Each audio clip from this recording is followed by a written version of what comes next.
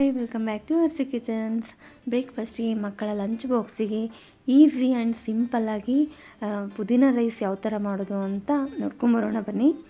ಒಂದು ಕಟ್ ಆಗೋಷ್ಟು ಪುದೀನ ಆಗಿ ಚಿಕ್ಕದಾಗಿ ಕಟ್ ಮಾಡಿರುವಂಥ ಅಲ್ಲ, ಹಾಗೆ ಬೆಳ್ಳುಳ್ಳಿ, ಒಂದು ಚಿಕ್ಕ ಬೌಲಷ್ಟು ಕೊತ್ತಂಬರಿ ಮತ್ತು ಒಂದು 5-6 ಹಸಿಮೆಣ್ಸಿಕಾಯಿನ ತೊಗೊಂಡು ನೀಟಾಗಿ ಗ್ರೈಂಡ್ ಮಾಡಿ ಸೈಡ್ಗೆ ಇಟ್ಕೊತಾ ಇದ್ದೀನಿ.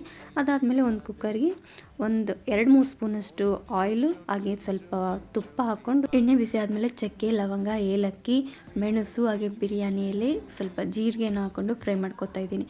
ಅದಾದಮೇಲೆ ಒಂದು 8-10 ಗೋಡಂಬಿ ಹಾಕ್ಕೊಂಡು ನೆಕ್ಸ್ಟ್ ಅದಕ್ಕೆ ಕರಿಬೇವು ಹಾಗೆ ಈರುಳ್ಳಿನೂ ಹಾಕ್ಕೊಂಡು ಈರುಳ್ಳಿ ಸ್ವಲ್ಪ ಹಸಿ ಸ್ಮೆಲ್ ಹೋಗೋವರೆಗೂ ಫ್ರೈ ಮಾಡಿಕೊಂಡೆ. ಅದಾದಮೇಲೆ ರುಚಿಗೆ ತಕ್ಕಷ್ಟು ಉಪ್ಪು, ಧನಿಯಾ ಪೌಡ್ರು ಹಾಕ್ಕೊಂಡು ಮಿಕ್ಸ್ ಮಾಡ್ಕೊಳ್ಳಿ. ಅದಾದಮೇಲೆ ನಾಗಲೇ ರುಬ್ಬಿಟ್ಕೊಂಡಿರುವಂತಹ ಹಸಿಮೆಣ್ಸಿಕಾಯಿ ಪೇಸ್ಟ್ ಹಾಕ್ಕೊಂಡು ಒಮ್ಮೆ ಮಿಕ್ಸ್ ಮಾಡಿ, ಅದಾದಮೇಲೆ ಈಗಾಗಲೇ ಅಕ್ಕಿನ ವಾಶ್ ಮಾಡಿ ನೆನೆಯಲಿಕ್ಕೆ ಇಟ್ಟಿದ್ದೆ, ಆ ಅಕ್ಕಿನೂ ಹಾಕ್ಕೊಂಡು ಒಂದು 2 to 3 ಮಿನಿಟ್ಸ್ ಚೆನ್ನಾಗಿ ಹುರ್ಕೋಬೇಕು.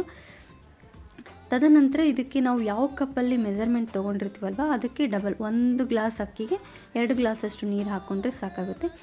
ಹಾಕ್ಕೊಂಡು 2-3 ವಿಸಿಲ್ ಹಾಕ್ಸ್ಕೊಳ್ಳಿ ಸಾಕು. ನೋಡಿ, ರುಚಿಯಾಗಿರುವಂಥ ಪುದೀನ ರೈಸ್ ಚೆನ್ನಾಗಿ ರೆಡಿ ಆಗುತ್ತೆ. ಅದಾದಮೇಲೆ ಒಂದು ಹಾಫ್ ಲೆಮನ್ನ ತೊಗೊಂಡು ಹಾಕಿ ನೀಟಾಗಿ ಒಮ್ಮೆ ಎಲ್ಲನೂ ಮಿಕ್ಸ್ ಮಾಡ್ಕೊಳ್ಳಿ. ಆಮೇಲೆ ಸರ್ವ್ ಮಾಡಿ ಹಾಗೆ ಮಕ್ಕಳ ಲಂಚ್ ಬಾಕ್ಸ್ಗೂ ಹಾಕ್ಕೊಡ್ಬೋದು.